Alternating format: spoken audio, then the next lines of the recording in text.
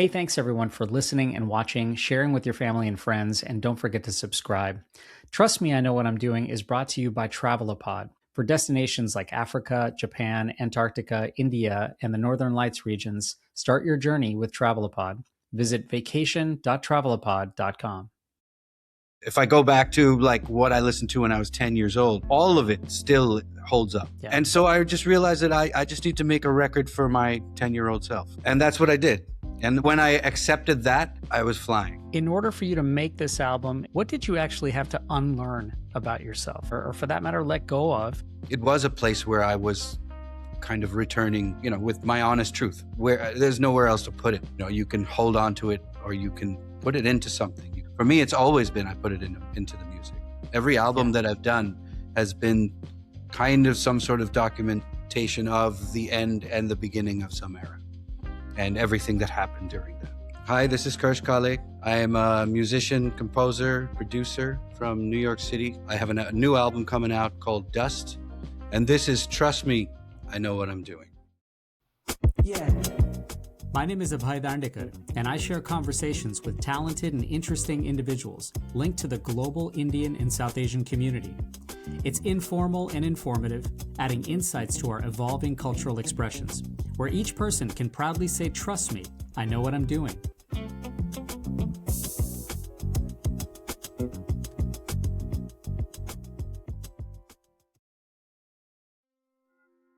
Welcome, everyone, to this episode of Trust Me, I Know What I'm Doing. I think about this a lot, but I know that often in our quest for true expression, and especially in times of very deep discovery, we find corners and pockets of ourselves that seemingly have been previously unknown or untapped. And at first glance, we may want to keep those newly unearthed parts of our persona very shielded. But sometimes we want to let the world in on our new secrets, especially when communicating new thoughts, sharing a new portrait, and ascending maybe to a new freedom. For award-winning multi-genre artist Karsh Kale, who's been a true musical pioneer, framing much of the Asian underground music scene of the 90s, to a prolific career as a musician, composer, songwriter, producer, and DJ, his latest expressions are part of a new album called Dust, featuring some terrific collaborations and some of his most personal work to date. I'm so thrilled to welcome my friend, actually welcome him back to Trust Me, I Know What I'm Doing, and catch up for a chat. Karsh, it's so great to have you here. Thanks again for joining. Thank you so much, brother, for having me. It's been a while since your last album and a long time since your first album. I'm just curious if the process after having done this for so long, if that process felt any different this time. Was it a little more evolved, a little bit more mature, or did it feel just as fresh as doing it the first time? No, it was very, I stopped for a moment making music because I became very disillusioned with the process and with the industry. And I'm kind of like coming out of the pandemic. I was lost. I didn't recognize anything that was kind of, the world that we had before. Something had shifted and there were other powers that had taken over. And I was having conversations with people in the industry, and I'd continued to work. I was doing commercial work. I was performing with other artists on albums, collaborating, producing stuff. I just hadn't whenever I make my own album, it's a moment where I stop everything else and spend a few months saying something. But even that process started to get a little kind of formulaic. And, it's so easy now. Like, if you just tell me, hey, go make a Lowney bass album, I'll do it in 3 days. Yeah. And only because all of that information, I'll just get some libraries and slap some stuff on, and I know how to make a cool track. And so there you go. So I kind of stopped just making music for a moment. And that's when I started painting. And painting for no one, not for any audience or for any reason. I didn't even know if they were going to be good. And all of a sudden I found myself, watching this childish curiosity come back. And that was that was the root of where I started making music as well, and started imagining music and started to see music before it was ever on a screen. Kind of once I realized that, like, that's where I have to start from. I started I went back to New York. So all this painting was done while I was in Goa. And then I went back to New York for a few months, and I just played piano. And while I was playing, just imagining all kinds of stuff, but not recording anything, just kind of keeping voice notes on my phone. And then finally decided, okay, now I have some frameworks of these stories that nobody else understood. I mean, I was playing them for people and they were like, okie dokie, you know, and then like, don't you hear it? Yeah. Then I finally came to Delhi and Bombay, worked with some musicians, did some sessions, and still things were quite abstract. I knew what I was trying to say. I didn't really have a, because I still wasn't looking at a screen. I wouldn't open my laptop and start building anything. I wanted to just organically allow these stories to, at least the thread of the stories, to lay themselves out. Have sort of a raw version to begin with. Yeah. And those raw versions will, I guess, come out at some point now after the record. Yeah. But I didn't really get into a studio until I came back to Goa after doing a bunch of sessions. And I came back to Goa and built a new studio and spent 4 months isolated in the monsoon season and just, kind of finally put together all the things that I had imagined. And that process, by the end, there's also a lot of chatter about who your audience is. A lot of people, especially in the industry, are, talking about what's trending on TikTok and what sound is happening now and what, producers are doing and all this stuff that makes sense to me on some level, but had nothing to do with what I was trying to say. Yeah. And then I realized that, besides the fact that I was a very curious and creative kid, I had a really good taste in music. And if I go back to like what I listened to when I was 10 years old, all of it still holds up. Yeah. And so I just realized that I just need to make a record for my 10-year-old self. And that's what I did. And when I accepted that, I was flying. And that was when the whole record just came together the way it did. Getting to that point of like realizing that there's almost like a mission statement, right? Like, hey, I need to make music for my 10-year-old self. Is there a luxury that you've built at this point of your career where you went through that cycle of being disillusioned, lost, as you mentioned, and then sort of like through the kind of raw, organic process of playing music, listening to music, being with other musicians and, moving around, painting, and then finally getting to that sort of point of saying, hey, there's a mission statement here that I have for this album. That's very different from, I'm guessing, when you first made an album. And it was a kind of like, look, there's a blueprint for this. We're going to follow the blueprint. And you had guides, pushing you in various directions and stakeholders and whatnot. I mean, is the process that you just went through, is that one that you felt so good about that you want to just duplicate that every time now? I mean, I don't know. I mean, it also was kind of a life raft through some rough waters, Yeah. So I was kind of reminding myself why I make music in the first place, besides all of the other reasons, you know, and that too, I mean, nowadays, I think for younger artists, it's so hard to remember why you do this because we get caught up in the dopamine cycle of like, oh, hey, look at how many likes, and all of that stuff becomes the currency. Sure. And this time, I think, was the first time when I made a record where I realized that my most satisfying moment is going to be when I accept that this album is done before anybody else hears it. And that's it. This is why I make music. And it saves me there. Now everything else is the business. Now let's put it out. Let other people feel it, have their, way with it and whatever. If things go viral and all of that is secondary to that moment that I had by myself after finishing the album. And I think that's something that comes with age, I think. I don't know if it's when you finally realize that none of the other stuff satisfies you. None of the other stuff is the reason. And you forget that. And it takes you decades to get back to that, I guess. And plus it's kind of that circle of saying what brought you joy as a 10-year-old. It's the same sort of like naked feeling that brings you that same joy now. Yeah. When I think of your work and even this particular album and even the title, just Dust, right? I think of some symbolism there where there's, what's left when you strip everything away. And also at the same time, the kind of building blocks of something that needs to be layered and textured and bring a lot of the essence of maybe what's needed to build something very beautiful. Are they both parts of what you were trying to do here? Is that way off base? No, you're absolutely right on the money. It was absolutely addressing the end of things, Mm, the finality of an era, or, a lot of things at that time while I was working on the album were ending. And mm, and also acknowledging that, as you said, that's the birthplace for something to build. Like the phoenix rises from the ashes. It's the yeah, dust. It's we all eventually become dust in order to then become something else.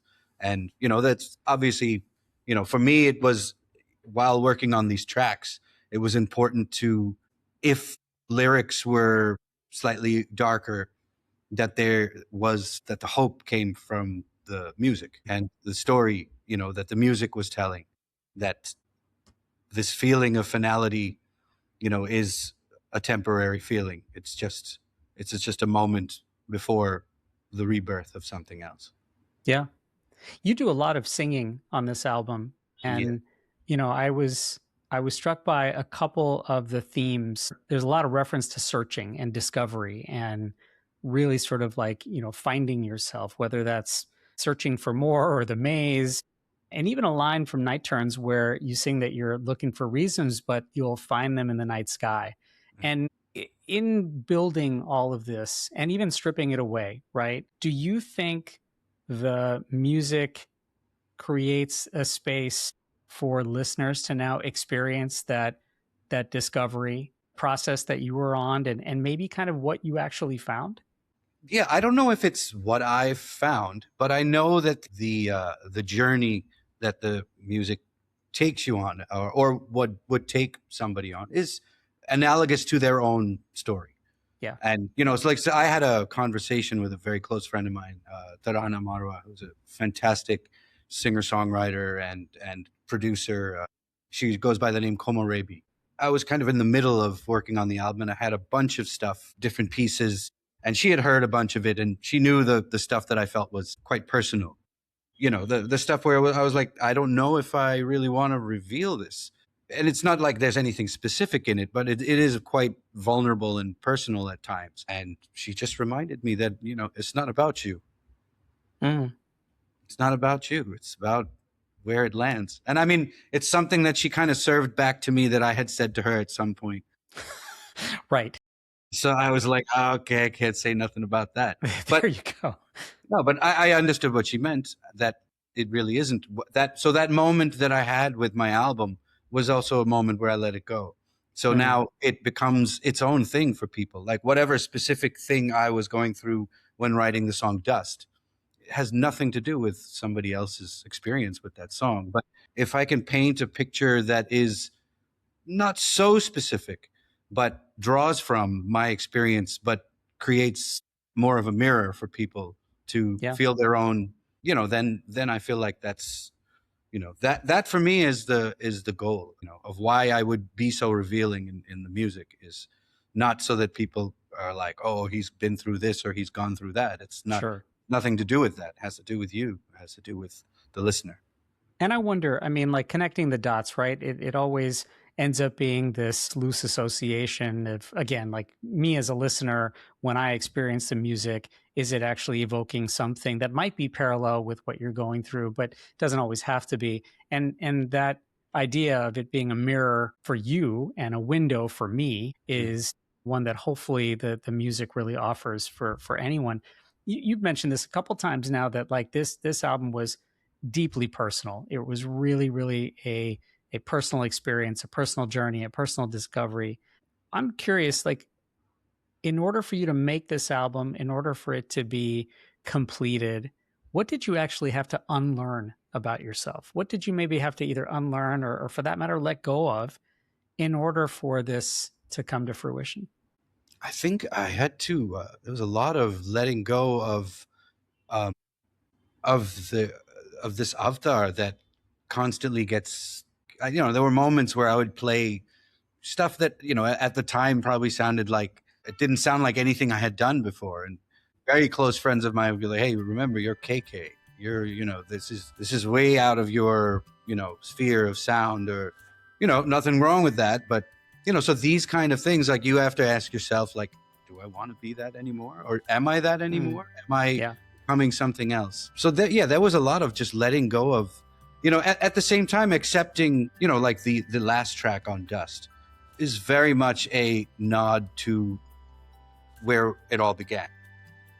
That drum and bass, Asian underground sound. And, and so that was kind of like, this is there too, but I'm also changing. I'm also, changing maybe at a faster pace than the rest of my environment or the rest of the world has accepted yet. And that's okay. Hi friends, you may have visited Italy and seen all the highlights, but exploring Europe or Asia for a more immersive vacation is where the details truly matter. That's why so many trust Travelopod for personalized custom experiences. From small group travel to complex planning for any destination, the pros at Travelopod can help make your trip seamless, affordable, and unforgettable. With thousands of 5-star ratings and stress-free booking and support, Travelopod is your trusted partner for unforgettable experiences around the world. Visit vacation.travelopod.com. Do those labels, do they matter to you? Hey, when someone says like, well, wait, remember, you're KK, or, this is what your music means, or what it symbolizes, or what it signifies. And yet that's all, in a way, that's old news. So for an artist, is it important to shed those? I mean, there's certainly the artistic value of something. There's also the commercial value of something. And both of those, like it or not, are intertwined. I mean, do you have to take those into account of not only just sort of recognizing who you are, who you've been, but, creating those new avatars and creating those new personas, if you will? I think that, there's also, I just turned, I'm 51 now, and I feel that I'm in a completely new era of my life, and the era where I did need to, wake up in the morning and remind myself that I just read an article last night that called me a pioneer, and, all of these things that, like, you're constantly being reminded every time you're introduced at a gig, or every time you're, you're constantly, your resume is read, and like all of that it just keeps following you around until you kind of ask, like, okay, that doesn't make me feel any different than what I'm experiencing right now. I didn't wake up in the morning like, hey, don't forget you're a pioneer. That's right. You got to have that pioneer suit on, right? Yeah. This is armor, this is just, and it falls off, it melts off. And, there's a very, very scary moment where you're like, oh, now what? Now what's going to protect me? And you realize how much it protected you for years, decades. For me, it was, it was very important to me to just in the beginning see my name in places where I just only imagine it. And then just all of the stuff that follows that never ever satisfies your soul. It's just stuff. It's accomplishment. It's fine. But like, how many different, suffixes are you going to put on your name before it just sounds ridiculous? Right. And then you just want to be yourself again, Yeah. And is that something that now, comparatively to the beginning of your career, to the middle of your career, I mean, and again, this is a career that's breathing, it's living, it's evolving. Is that something that you've had to, in fact, come to terms with or be at peace with, where it is still always about just satisfying yourself in the end? Yeah. Immaterial of what anybody else may think of your art, it's still your art. Yeah, I mean, of course, there's, you want an audience to be able to react to it, and all of that is still there. But where's the juice from this whole experience? I do always remind younger artists who, when I talk to them about this stuff, is that moment when you're by yourself and you're like, yes, I've nailed it. This is it. You can't buy that. There's no, that's the magic right there. And then sharing it with people and all of that is still important. It's still part of the gig. And I want, to get out there in front of festival crowds and have them sing the lyrics of my album back to me. Right. Those things still all exist, but I put it in its place on the shelf now. It's not like, well, once that happens, I'm going to be happy. Right. Yeah. Those milestones are very different. But I like how you put that, right? I mean, it's still the juice. It's still what actually fuels you. It's still what accelerates your joy and optimism and fire for creativity. You and I grew up listening to albums, and albums were, absolutely priceless in that they told a story. They were made up of songs, and a couple of those songs make it out as singles. And those kind of experiences, they capture, this time in our lives. It's a little bit nostalgic, but it also is a real experience of going front to end of what an album actually means. Is that experience of listening to a full album, is that lost? Is that a lost art, if you will? I think it's very difficult to get people to listen to an album. I mean, it's that too. I when I think about it, I'm like, people will listen to an album when they need the album experience. Now, and people make playlists, which is their own soundtrack version of making an album. So you can make a playlist, get in your car and drive for an hour. Sure. You like every song. You're kind of curating an experience that is kind of keeping you in a particular mood. Yeah. What an album does is takes you through a kind of a life journey, especially albums that we tend to keep going back to and listen through all the way through. There's something transformative that happens by the end, and you let those dark moments happen because that there's even though you're in a valley, there's a peak coming soon. And then that relationship we have with an album, it's not something that we get with listening to singles and letting that fly by. I mean, there's very much like a fast food analogy to music nowadays. That it's great that we have so much access to all of that. But, if you could go to a vending machine and get a quick little beef Wellington, what the hell is going on? Right. But you know what? I mean, so does the industry obviously want the appetite for listeners, for subscribers, for consumers to be that a la carte menu and to be sound bites instead of albums? Yeah. I guess it's really up to the artist I've made it a concerted effort to continue to let people know that when the album comes out, please take 57 minutes out of your life and listen from the beginning to the end. Because you're going to get a completely different story if you just listen to one track. Because the album is it does have peaks and valleys. Genres are all over the place. You need to listen to the whole thing to get it. And so far, the people that have been, I did allow a preview to go out to a bunch of fans. And across the board, it was all about the album. It was all about the album experience. So as long as I keep reminding people to do that, I will hope that people take the album journey and not just pull it apart and throw it up on different playlists and stuff. Right. And I mean, that's a very different sort of like digestive experience, right? Where you take it, you experience the peaks and valleys, and it means something to you. I have to tell you, so like, out of all your work, and I've really been able to enjoy and appreciate all of it. My personal favorite album is the Liberation album, and my personal favorite track is the Millen track, because it means something to me, the emotions that it brings, and knowing a little bit about the song, and every time I listen to it, there's a little bit different twist to it. This album has so many different moods and so many different temperatures. And especially when it comes to kind of what I can imagine was both the creative experience as a solo artist and the collaborative experience that you have with multiple people sort of guesting on this, those different moods and temperatures for the album, does that also translate well when you're actually in the process of making that? Does that translate well to also your performances and your live shows, and when you're actually even collaborating with some of these artists in a different setting? Is that the idea? Try and replicate those moods and temperatures that you've created? I mean, the thing is that it does also represent kind of the gamut of the different places that I perform. So, some of the tracks are straight DJ tracks that I would play in a, Asian underground club. setting and anywhere that I would DJ, these tracks would the ones that are more electronic dance based tracks would work.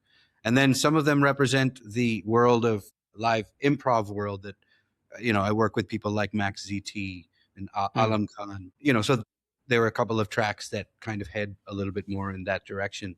How I would play it, I mean, the thing that was important to me in addressing something that was always difficult before was that I would create these huge productions and then scratch my head as to how the hell am I supposed to do that live? Right. How's that going to translate? Yeah. So, but what I did this time is I can strip any of these tracks down to just me sitting on a piano, or most of them, and so I can rebuild them in the way they need to appear at that particular moment. Like I'd love to do a tiny desk version of this album at some point. Yeah. Is that how you thought of, I mean, when you had to strip this back down and think of yourself as a 10-year-old listening to music, is that how you were listening to music back then? That like, you're just listening to music in your head with this sort of like bare bones version of how you were experiencing it? Is that still the kind of common thread that brought you to this point? Yeah. I mean, I remembered like how my imagination would just explode into the universe. Like it would go in so many different directions, and so many things that I've done in my life came from what I had imagined, at that time in my life, especially from like age 10 to 12. Like it was quite a moment for me where I remember a lot of the things that I was thinking, and I was listening to, everything on the radio. I was listening to the Police. I was listening to Rush. I was listening to Led Zeppelin, and I was listening to lots of Indian classical music, and just getting, blown. I couldn't wait to get home, off the school bus and run into my room and just blast. I was blasting the music. Yeah. My parents must have thought I was insane, but I was in there just imagining the world, kind of unfolding and becoming all of these other things, which a lot of it has come true. I mean, that's sort of like this incredibly childlike joy that you get from both experiencing things for the first time, but then sort of reimagining it and repurposing it. You mentioned at the very beginning that there was a period of time where you were incredibly disillusioned and lost in the industry. So having made this album now, what makes you optimistic and perhaps, rejuvenated about the independent music industry in India these days? Well, I mean, I'm not relying on this part of the process I know what it is, and I've separated it from what I needed to get from this process of creating the album. So, what needs to happen now is it's the work I have to do to keep promoting my album, without it becoming a source of anxiety or depression or all of the things that it's done to so many different artists, including myself, over the years, and like figuring out like where to put it. That's so, I'll still have to do all of the things that kind of that repelled me from the whole process. I just keep reminding myself what the best part was. Is it important for the industry to remind itself of what's required to accelerate artists, to build trust with artists? Because that's the fuel of independent music and indie music across the world, but particularly in India. Is there an ecosystem that needs to revive itself so that more and more artists won't go through this kind of stuff? I think the ecosystem around the world needs to revive itself, because now it's become this kind of factory space where people are immediately start, becoming masters of their own marketing before they've even figured out their own art. And that's just happening across the board. So it's just distracting the whole process. We're no longer finding a diamond in the rough and then spending time developing that artist and if somebody's going to invest money in an artist, they're going to invest in something that they see the potential in. Now it's just like, show me your numbers. Great. Let's launch you. And like, who are you? You're a 16-year-old who just figured out how to make some tracks, and your mastering sounds good, and you make cool videos, and you went viral. And that is really all you need to do. And that competing in that world it's quite ridiculous, actually. But at the same time, you just kind of hope that like at some point something real cuts through. I don't know. Yeah. Every time Bruce Springsteen comes up on my feed, I stop. You know. Yeah. Right. There's the reminder. There's the anchor. There you go. Yeah. Hi, I'm Abhay Dandekar, and if you have an animal in your life that you love, then I want to introduce you to the Timberdog Ruffrest, the only dog bed you'll ever need.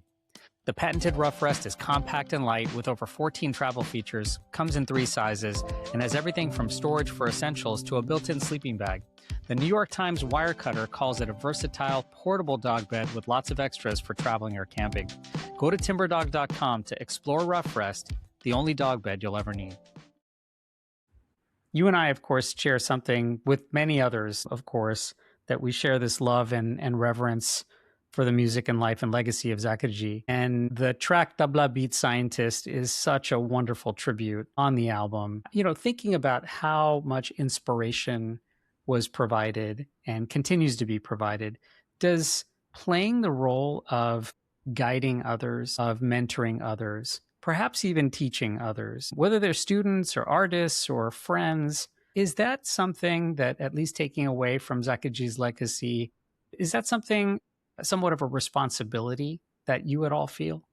I don't know. I mean, I've never really seen myself as a teacher of any kind, just because I see myself more as someone who's still exploring, you know, and figuring it out. And if someone asks me what's the proper way to do something, I can only say I can show you a few ways to do something. I'm not going to tell you which one is proper, because some people approach, you know, I was having a conversation about Derek Trucks the other day. Yeah. Incredible blues guitar player, and how he spent time at the Ali Akbar Khan School learning sarod. And I saw an interview where he was talking about how he was kind of frustrated that he didn't really get it. And at the same time, what he has created is the most unique sound in blues, you know, and that experience, you can't teach somebody that. That's just somebody's journey. So, I mean, that's even Zakir Bhai, for me, you know, I never sat in front of him and learned qaidas. And I sat next to him and he watched me, and he saw who I am and what it is that I am carrying with me. And he just gave me permission to be that, and, you know, and guided me, of course, you know, but in a way where, you know, it was kind of like what he says in the track, you know, a teacher never teaches, a student learns. Right. And you take what you see something that someone is dropped on the floor, pick it up.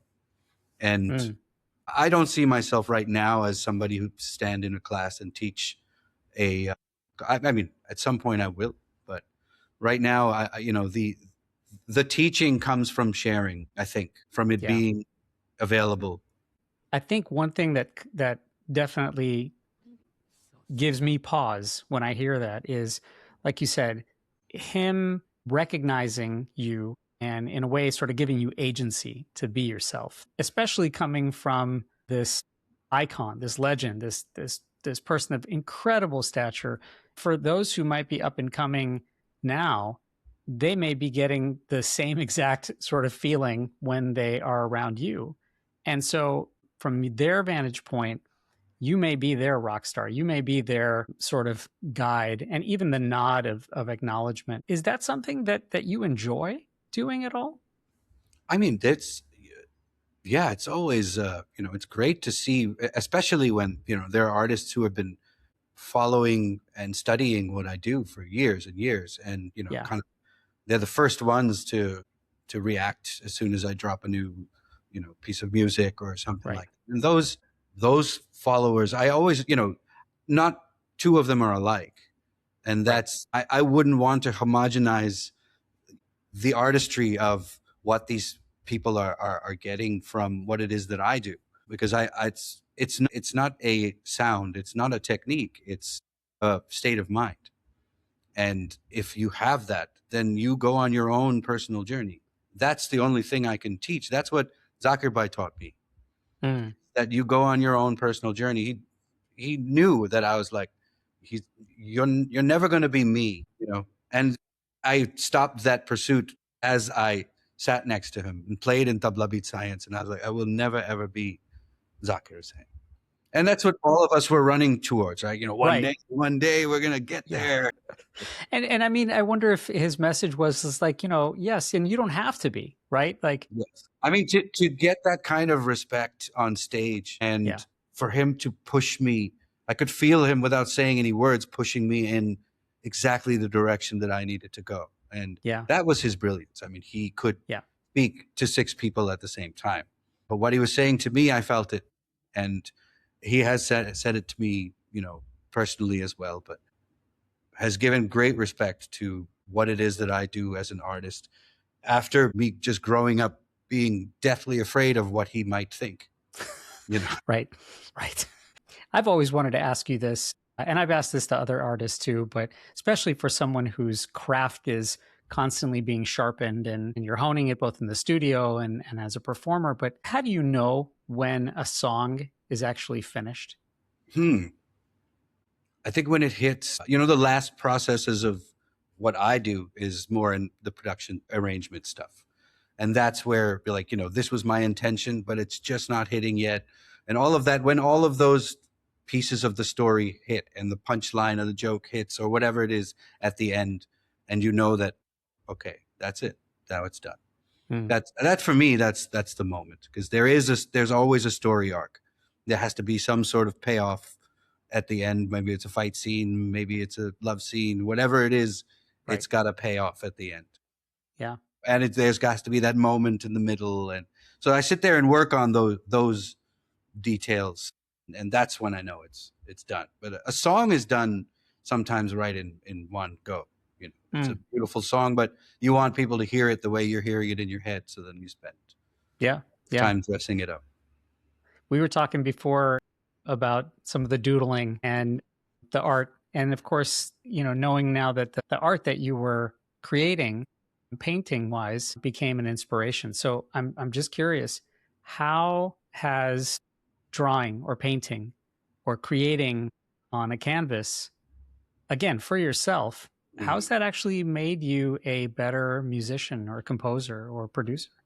I think it's just analogous to what I do as a musician as well. I mean, you start noodling first, you start with a very rough idea, and then sometimes some of my doodles became, pieces that I wanted to finish and that I would spend a couple of days on and then go in and fix the shading. And sometimes it's just something I do on the phone because I'm, 15 minutes to kill and some Right. weird little doodle comes out. But that's Yeah. how I treat music as well. I mean, sometimes I pick up the guitar and some little cool little doodle comes out and I say, hey, that's cool. And Yeah. sometimes I sit there and I work something out and take it to the end. And it just allows you to escape into a Mm. place where sometimes you can just hover over what it is that you're experiencing as an artist. I think a lot of composers, artists, writers, they're right there in real time of what they're experiencing. And Mm. because sometimes things are just too overwhelming to create an art piece about it. Yeah. And sometimes you can stand right next to the fire and draw it. Let me ask you, is music, and I mean maybe art to that degree, but is music an escape for you, or is it a place for you to be found?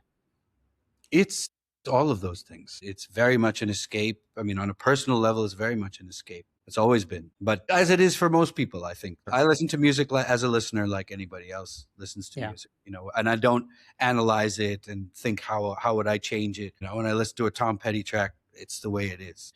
So I experience it as a listener.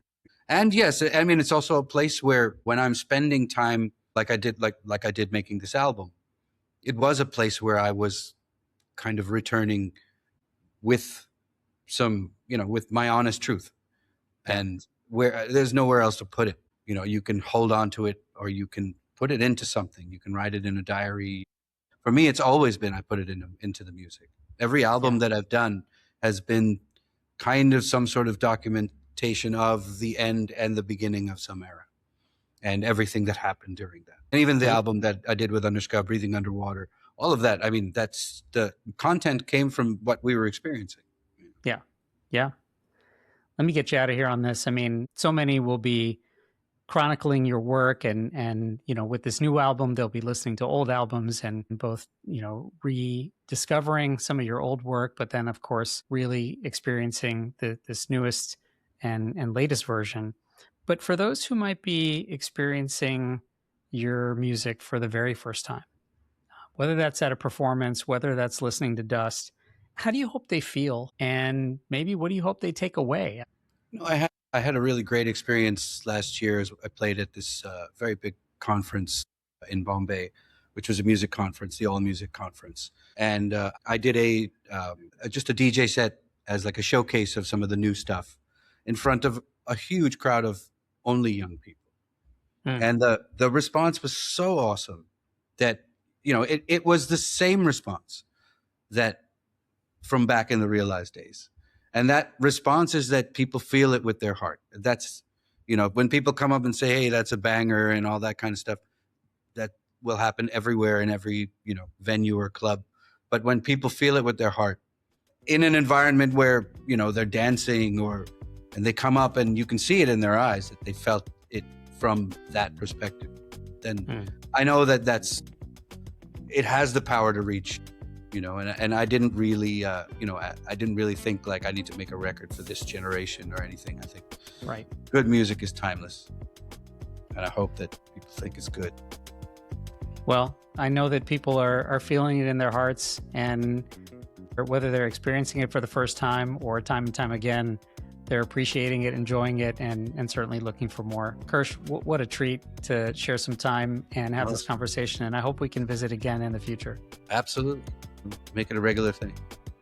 Always a pleasure. Always a pleasure. Hey, thanks again, Karsh. And please check out the album Dust wherever you're getting your music.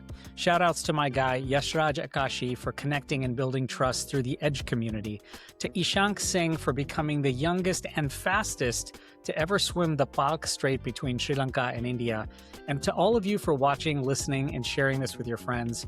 Don't forget to subscribe, and thanks so much for being kind to the planet.